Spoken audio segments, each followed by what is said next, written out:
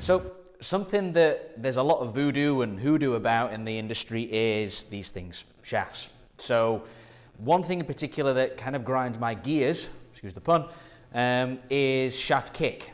So you hear a lot about high kick shaft, low kick shafts, yada, yada, yada. So something I thought I would do is I would dive into a little bit of detail using our fantastic Gears 3D system here at Archerfield and really look at how different shafts kick at different times, and in particular, how you influence the shaft, i.e. how you load the shaft with these bad boys, see how that changes the way the shaft might well move. Let's take a look. Right, so here we go. So what I've got on the left here is a tour player, and on the right I've got a very good amateur. So one thing I really wanted to delve into is effectively when we have a look at how the pro swings, we can see that this is his lead wrist set angle. We can see that at the top there, it starts at 80 odd degrees, and then it actually narrows. So then it narrows to the point where we get to here, and this is the point where this player's grip speed is at its peak. So when we have a look at the graph, you can see here that this is where, at that point, the grip speed is at its peak, 23.63 miles an hour.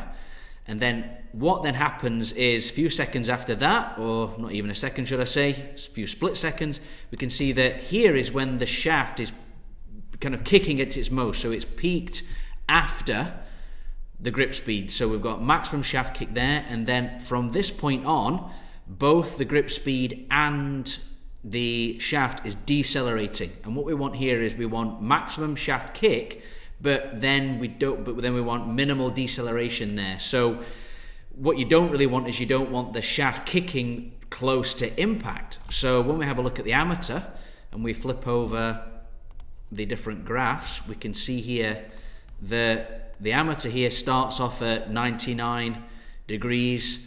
Then on the way down in transition, that angle starts to kind of get larger, starts to broaden, so it gets less acute.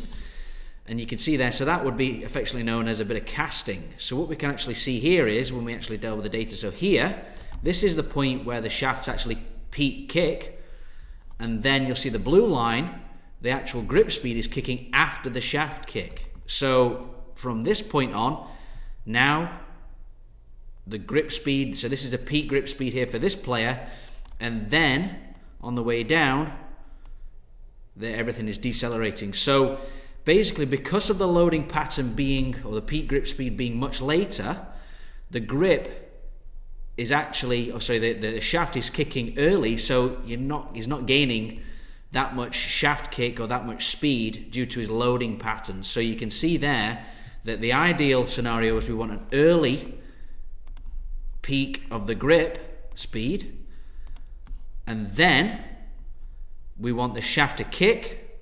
So peak grip here, peak shaft kick here, and then we have a gradual deceleration, or as much of a gradual deceleration as possible on the way down and through impact.